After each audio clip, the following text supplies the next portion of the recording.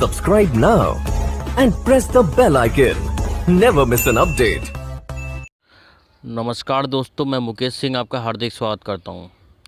आज मैं इतिहास का एक प्रमुख टॉपिक मुग़ल वंश के कुछ प्रश्नों को आपके लिए लेकर आया हूं, जो कि आपकी परीक्षा की दृष्टि से बहुत ही खास है। प्रश्न नंबर पहला है, 1526 ईस्वी में बाबर ने किस वंश के शासक को परास्त कर मुग़ल साम्राज्य की नींव डाली? इसका सही उत्तर होगा दोस्तों ऑप्शन नंबर बी, लोदी वंश। बाबर ने 1526 ईस्वी में इब्राहिम लोदी को पराजित किया था और भारत के अंदर मुग़ल वंश की स्थापना की थी। प्रश्न नंबर दूसरा है, पानीपत का प्रथम युद्ध कब हुआ? इसका सही उत्तर होगा दोस्तों ऑप्शन नंबर बी, 21 अप्रैल 1526। पानीपत का प्रथम युद्ध 21 अप्रैल 1526 ईस्वी में बाबर और इब्राहिम लोदी के बीच हुआ था, जिसमें बाबर की विजय हुई थी। प्रश्न नंबर अगला है, बाबर ने प्रसिद्ध तुलगमा नीति का प्रयोग सर्वप्रथम किस युद्ध में किया था? इसका सही उत्तर है दोस्तों ऑप्शन नंबर सी, पानीपत के युद्ध में। प्रश्न नंबर अगला है, किस युद्ध में जीतने के उपरांत बाबर ने खजाने का मुंह अमीरों, सगे संबंधियों आदि के लिए खोल दिया और इस उदारता के लिए उसे कलंदर की उपाधि दी गई? इसका सही उत्तर है दोस्तों ऑप्शन नंबर ए, पानीपत का प्रथम युद्ध। पानीपत के प्रथम युद्ध में बाबर ने कलंदर की उपाधि धारण की थी।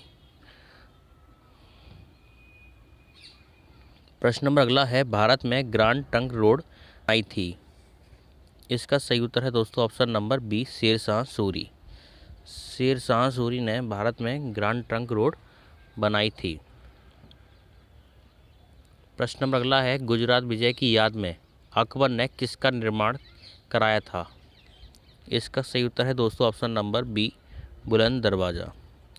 गुजरात विजय के उपलक्ष्य में अकबर ने बुलंद दरवाज़ा बनवाया था। प्रश्न नंबर अगला है, आईन अकबरी एक महान ऐतिहासिक कृति निम्नलिखित में से किसके द्वारा लिखी गई? इसका सही उत्तर है दोस्तों ऑप्शन नंबर ए, अबुल फजल। अबुल फजल ने आईन अकबरी एक महान ऐतिहासिक कृति लिखी है। प्रश्न नंबर अगला है, पानीपत की दूसरी लड़ाई 5 नवंबर 1556 निम्नलिखित में से किसके बीच हुई थी? इसका सही उत्तर होगा दोस्तों ऑप्शन नंबर ए, अकबर और हैमू। अकबर और हैमू ने 5 नवंबर 1526 ईस्वी में पानीपत की दूसरी लड़ाई लड़ी, जिसमें अकबर की विजय हुई। प्रश्न नंबर अगला है, दीन इलाही नामक नया धर्म किसके द्वारा शुरू किया गया? इसका सही उत्तर है दोस्तों option number C, Akbar. Akbar ने दीन इलाही धर्म की स्थापना 1582 ईस्वी में की थी और ये सभी धर्मों के लिए था।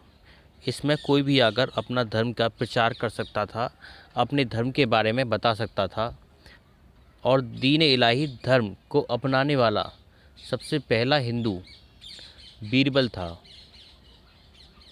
प्रश्न नंबर अगला है, प्रसिद्ध मुस्लिम शासिका चांद बीबी जिसने बरार को अकबर को सौंपा निम्नलिखित में से किस राज्य से संबंधित थी?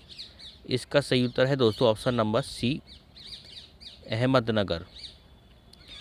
प्रसिद्ध मुस्लिम शासिका चांद बीबी अहमदनगर से संबंधित थी। प्रश्न नंबर अगला है, मुगल प्रशासन व्यवस्था में मनसबदारी प्रणाली को किसने प्रारंभ किया? इसका सही उत्तर है दोस्तों option number B, Akbar. Akbar ने मुगल प्रशासन में मनसबदारी प्रणाली शुरू की थी। प्रश्न नंबर अगला है, अपने काल का महान संगीतज्ञ तानसेन किसके दरबार में थे? इसका सही उत्तर है दोस्तों option number B, Akbar. Akbar के दरबार में प्रसिद्ध संगीतज्ञ तानसेन थे। ऐसा भी माना जाता है कि जब तानसेन अपना संगीत गाते थे तो आकाश में से पक्षियां उड़कर उनका संगीत सुनने आते थे। प्रश्न नंबर अगला है, मुगल काल की भाषा कौन सी थी? इसका सही उत्तर है दोस्तों ऑप्शन नंबर डी, फारसी। मुगल काल में फारसी भाषा को मान्यता थी। प्रश्न नंबर अगला है, सती प्रथा की भर्त्सना करने वाला मुगल सम्राट था। इसका सही उत्तर होगा दोस्तों ऑप्शन नंबर सी, अकबर।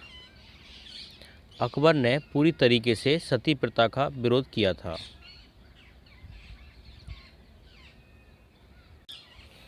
प्रश्न नंबर अगला है, किस युद्ध से भारत में मुगल राज्य की नींव पड़ी? इसका सही उत्तर है दोस्तों ऑप्शन नंबर सी, पानीपत का प्रथम युद्ध।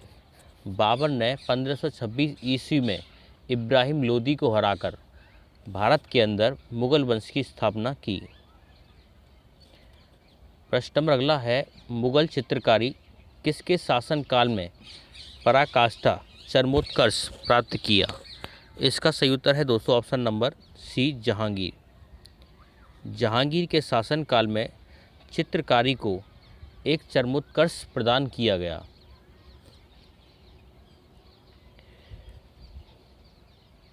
प्रश्न नंबर अगला है, निम्नलिखित में से किसने अकबर की जीवन कथा लिखी थी? इसका सही उत्तर है दोस्तों ऑप्शन नंबर ए, अबुल फजल। अबुल फजल ने अकबर की जीवन कथा लिखी थी। प्रश्न नंबर अगला है, किस मुगल शासक ने भारत की वनस्पतियों और प्राणी जगत, ऋतुओं और फलों को विशद विवरण अपनी डायरी में दिया है? इसका सही उत्तर है दोस्तों बाबर। बाबर ने भारत में मुगल वंश की स्थापना 1526 में की थी और बाबर एक योग्य प्राणी था, योग्य शासक था। बाबर ने अपनी पुस्तक बाबरनामा में कृष्णदेव राय का जिक्र भी किया है और उसने अपनी पुस्तक में भारत की वनस्पतियों, प्राणी जगत, ऋतुओं और फलों का एक अद्भुत वर्णन किया है। प्रश्न नंबर अगला है, शेरशाह की महानता का द्योतक क्या है? इसका सही उत्तर होगा दोस्तों ऑप्शन नंबर सी, प्रशासनिक सुधार। प्रश्न नंबर अगला है, हुमायूंनामा किसने लिखी थी? इसका सही उत्तर होगा दोस्तों ऑप्शन नंबर ए, गुलबदन बेगम। गुलबदन बेगम ने हुमायूंनामा पुस्तक लिखी थी जिसमें हुमायूं का जिक्र किया गया है और हुमायूं के ऊपर ही वो पूरी किताब लिखी हुई है। उसमें राजनीति, प्रशासन और उनके जीवन का रहन सहन सब कुछ उसमें दिया गया है। दोस्तों, आपको हमारा वीडियो कैसा लगा? प्लीज़ वीडियो पर एक लाइक और वीडियो को शेयर करना ना भूलें। अगर आपने हमारा चैनल सब्सक्राइब नहीं किया है तो प्लीज़ चैनल को सब्सक्राइब ज़रूर कर लें। धन्यवाद।